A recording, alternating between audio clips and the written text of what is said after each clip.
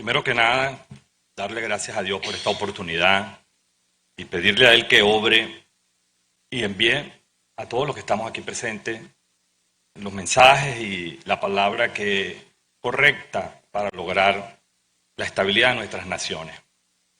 Los que me han precedido en la palabra han hecho sus testimonios y yo dije, bueno, yo tengo que dar mi testimonio como venezolano. Cuando el señor Chávez llega al poder, ustedes recordarán que hubo un momento en donde él se dirigió en la plaza central de Caracas y dijo, exprópiese. Y todos nos reímos y dijimos, está loco, ¿cómo vas a decir que se expropia? Bueno, total, como era una joyería, un edificio de joyería. Con el tiempo, ya en el exilio, yo soy un hombre de leyes. Yo, desde el mismo momento, desde el año 1985, pertenezco a la carrera judicial venezolana, desde muy joven. Y llegué a ser presidente de la Corte del Tribunal Supremo de Justicia, magistrado de la Sala Constitucional. De hecho, todavía lo soy porque soy designado por 12 años. Fui perseguido. Y hoy, después de muchos años, ya en el exilio, empecé a comprender algunas cosas. ¿Por qué dijo exprópiese? ¿Por qué expropiaba ese edificio? Ese edificio está enfrente del Parlamento venezolano, al lado de la catedral, muy cerca de la Academia de Ciencias Políticas. ¿Y quiénes entraron allí? Las avispas negras, un grupo cubano que organizó toda la inteligencia en Venezuela. Ninguna marcha que se ha hecho en Venezuela, en la resistencia que hemos hecho en 22 años, ha llegado al centro de poder. Yo decía, ¿cómo es posible que ninguna marcha llegue al centro de poder? Tuve la oportunidad de conocer al general que organizó un corredor de seguridad en las ciudades principales de Caracas. Y la red de espionaje estaba en los motorizados, en los taxistas, en los vendedores de periódicos. Llegaron los bielorrusos, los chinos y los iraníes a construir edificios. Y uno decía, ¿pero qué hacen estos señores aquí si nosotros tenemos tremendos ingenieros? Y fueron a construirlos. ¿Y dónde se construyeron estos edificios? En los corredores de seguridad. Cada vez que había una marcha o una protesta para atacar el régimen, inmediatamente salían de esos edificios que se le habían entregado a miles y miles de familias, amoblados, con la foto del señor Chávez atrás. Por supuesto, no le daban el título de propiedad, pero eran los corredores de seguridad. Entonces, cuando recuerdo esto, como venezolano, decían, es que este señor viene con la tesis cubana. Y uno, el venezolano, decía, esto es imposible, nosotros somos venezolanos, nosotros lo tenemos todo, nosotros tenemos mucho dinero, nosotros tenemos una democracia excelente. La vanidad impidió que viéramos. Y lo peor de todo es que los que principalmente tenían que observarlo era la clase política venezolana. Y el señor Chávez llega al poder por la clase política venezolana y por las élites económicas venezolanas. Él no creía en Dios. Él no creía en la Santa Iglesia Católica. Chávez no creía en la resurrección. Chávez está en el purgatorio. Y ningún rosario le llega. Ninguno. Cuando llegué ayer encontré una noticia que me llamó muchísimo la atención. Y me acordé tanto de mi país. El narcotráfico financió protestas vandálicas en Perú. Y hablaban de que habían detenido a un narcotraficante conocido en el AMPA como Leche, el llamado Señor de los Cielos, que el almirante que me antecedió en la palabra también lo comentó. Y es que recordé cuando se inició las protestas en Chile.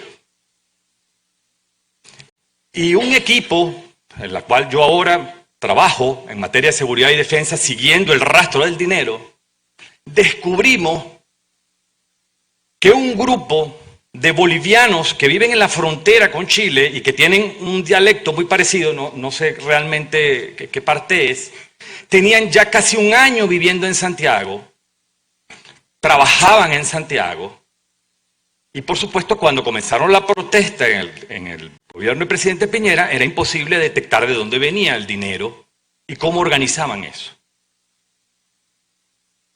Informantes me dieron también a mí detalles de cómo fue el ataque para que Petro regresara al poder, o llegara al poder.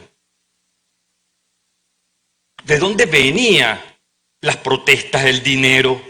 Y eran grupos ecuatorianos entrenados.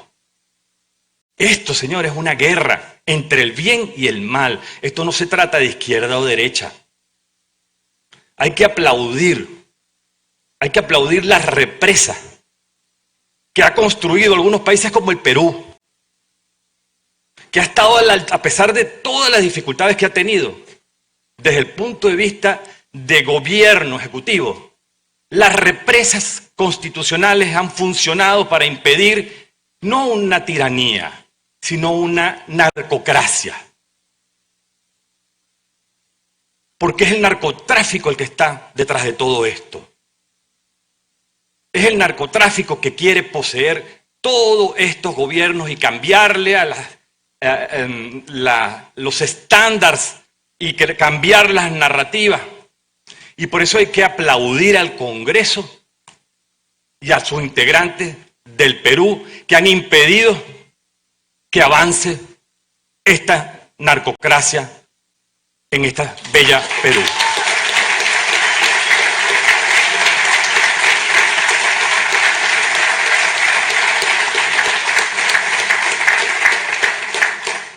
Pero no podemos descuidarnos, porque también me han dicho las personas que organizan las salas situacionales. Yo tuve la virtud de conocer al creador de las salas situacionales. Y las salas situacionales trabajan desde las 7 de la mañana hasta la noche y no se les escapa absolutamente nada. Perú está en riesgo. Perú está en peligro. Y hay que tener los ojos bien abiertos. Cuando yo firmé la Carta de Madrid, porque yo firmé la Carta de Madrid, muchos de los políticos venezolanos míos me dijeron, pero ¿por qué tú te involucras en política si tú eres un magistrado? Yo le digo, sí, firmé y la vuelvo a firmar, porque cuando esa carta habla de democracia, habla de libertad, habla de derechos humanos, no le pone adjetivos. No crea narrativas para mutar, porque el socialismo del siglo XXI es una mutación del comunismo. No crean ustedes que crearon un socialismo para inscribirlos en la Internacional Socialista. Es una mutación del comunismo. Aquí tenemos el parlamentario Germán Terés, que hay que darle un gran aplauso a él y a todo el equipo del Parlamento Europeo y de Vox por todo lo que han hecho. Yo reconozco aquí públicamente el trabajo que usted ha hecho y todo su grupo, y de verdad que lo aplaudo porque tiene una gran valentía. Aquí tenemos presente a la senadora María Fernanda Cabal. Ustedes la han visto y la han escuchado. La fuerza que le imprime a la lucha porque Colombia no pase lo que ha pasado en Venezuela. Porque, queridos amigos, lamentablemente, este socialismo del siglo XXI le corta las piernas a la gente para arrodillarla y después le vende las muletas. Esa es la realidad. Aquí está presente el embajador Ernesto Araújo. Te dije que iba a hablar de ti. Canciller de Brasil. Me consta que es un apasionado, un amante por la democracia y la libertad de nuestros países. A mí me han dicho que hable de la situación de los derechos humanos en Venezuela. Bueno, eso es historia de Venezuela. Porque son 22 años de violaciones de derechos humanos. Y repito, estas personas no tienen escrúpulo. Tenemos a la hija de Yanine Áñez aquí presente. La Organización de Estados Americanos la comunidad internacional declaró la existencia de un fraude electoral por la cual constitucionalmente asume el poder la presidenta Yannine.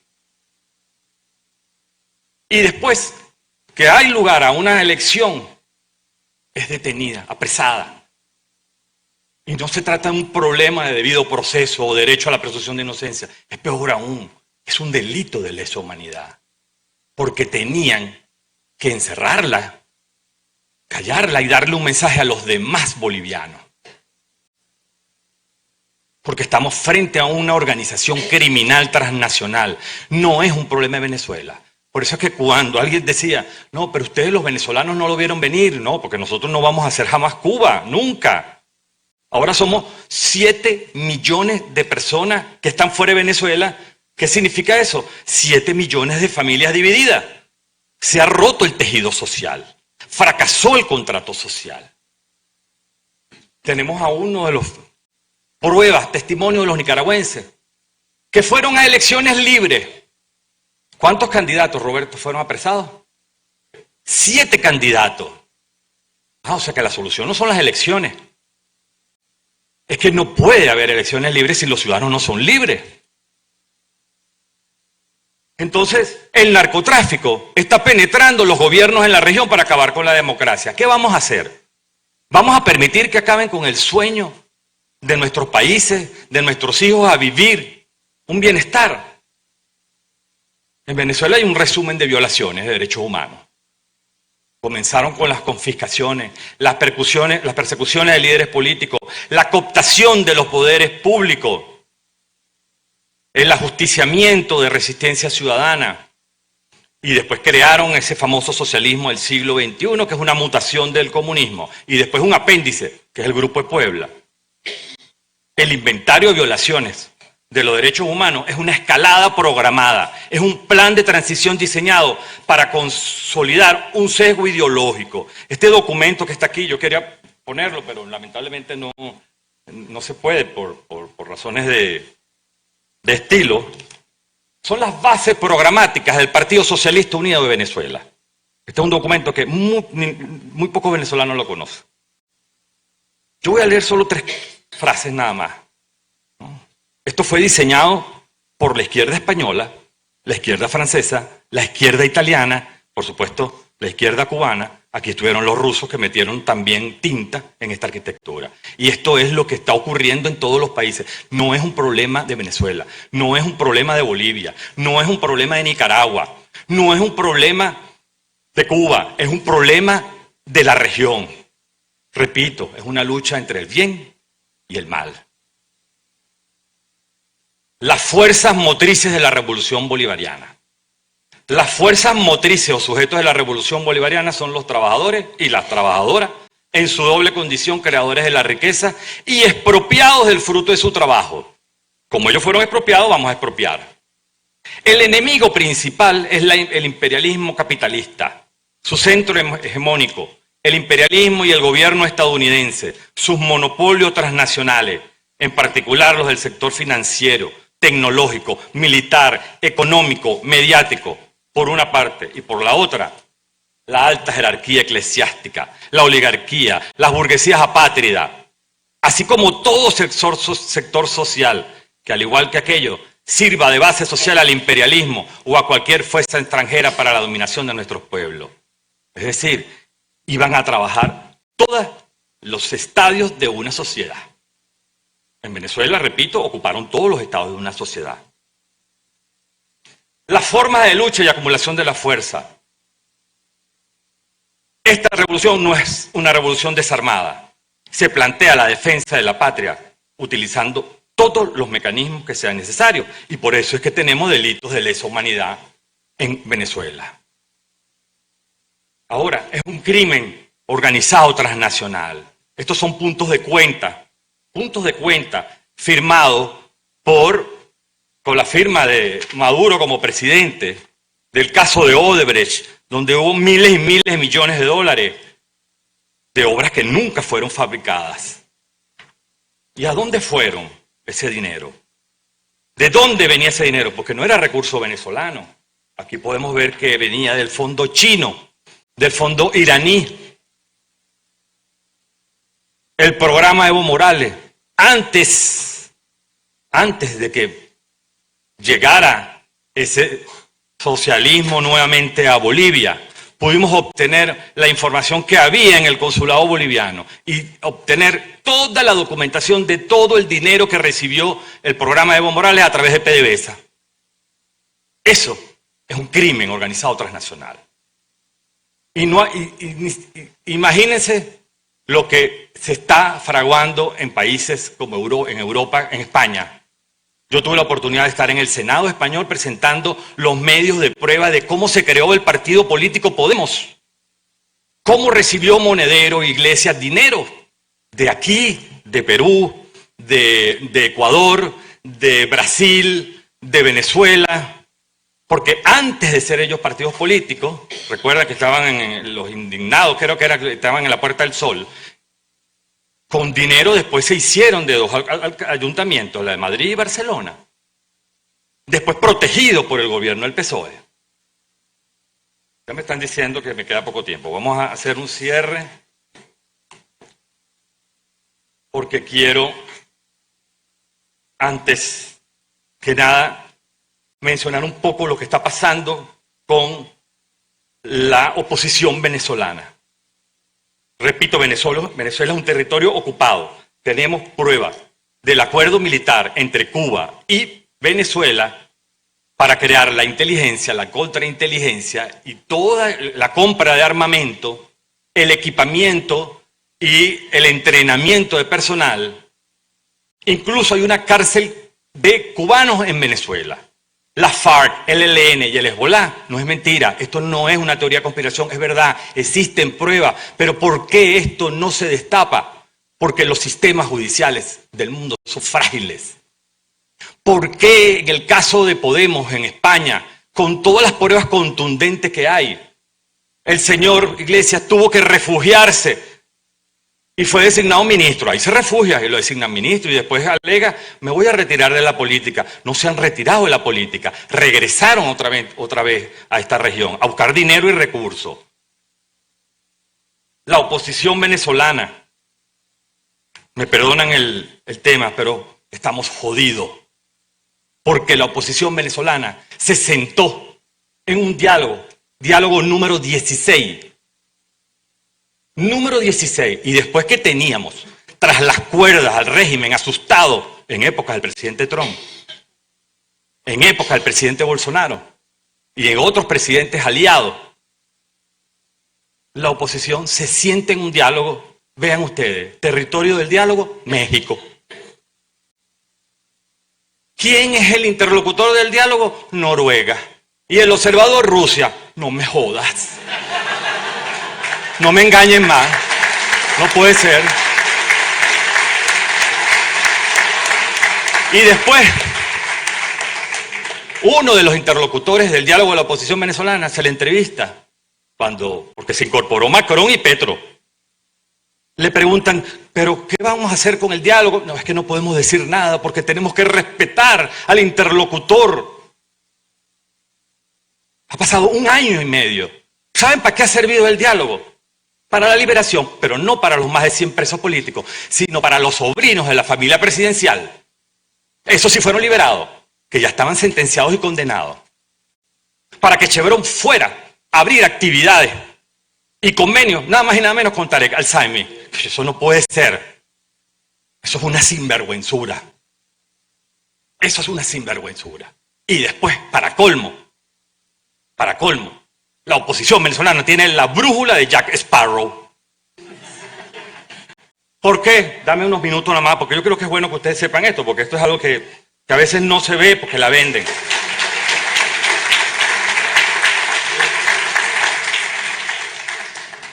En el año 2018, Maduro es elegido en una reelección por fraude, ¿no? Que fue el resultado donde la Cancillería, los grupos de Lima, la OEA, el Parlamento Europeo dijo, es un fraude. La oposición dijo, no podemos ir a esa elección, y no fue.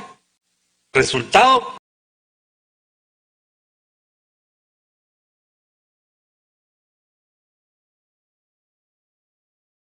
Maduro gana fraudulentamente. A ellos no les importa eso. En el año 2020 hay unas elecciones parlamentarias y también decide la clase política venezolana, no vamos a elecciones porque no hay condiciones. Resultado, regresa al Congreso venezolano el chavismo con 277 diputados. Pierden el espacio, los poderes. Después, en el año del 21 de noviembre de 2021 tenemos unas elecciones nacionales para elegir, miren esto, 3.082 cargos. 3.082 cargos. Ya esto pasó. 23 gobernaciones, 335 alcaldes, 253 legisladores y 2.471 concejales. Aquí la oposición dice, vamos a elecciones. Se supone que deberían ganar porque el pueblo no quiere el chavismo. El chavismo está fracasado. Ha fracasado. Más del 80% de la población no quiere ni al chavismo ni a la oposición, pues es la realidad. ¿Cuál fue el resultado? El régimen les dio una paliza. Lograron 4 gobernaciones y el régimen 19. El régimen gana 210 alcaldías, la oposición gana 62. Y otra parte de la oposición gana 63, porque van divididos. La paradoja es que quien había sido designado como presidente interino y que lo repitieron por 2 años de una manera difícil a veces de explicar, pasa a ser su partido político minoritario. Y esto es una medición nacional. Y después, ahora, hay 20 candidatos presidenciales para el año que viene que se va a presentar, de la oposición. Es que me recuerda a Alicia en el País de las Maravillas. ¿Ustedes recuerdan cuando Alicia en el País de las Maravillas, en ese cuento de Luis Carol, donde ella llegaba y aparecía el gato de Chejire y le decía, gato, ¿a dónde voy? ¿A la izquierda o a la derecha? Y el gato le dice, ¿a dónde quieres ir? Me dice, no sé, entonces ¿qué importa dónde vayas? Entonces tienen la brújula de Jack Sparrow y no tienen la dirección. Y lo peor es que crean una distopía. Porque después crean un gobierno interino. Señores, yo estoy seguro que Zelensky hubiese querido el apoyo de más de 50 países y el dinero que han recibido la oposición venezolana. Y me duele decir esto como venezolano, pero es la verdad.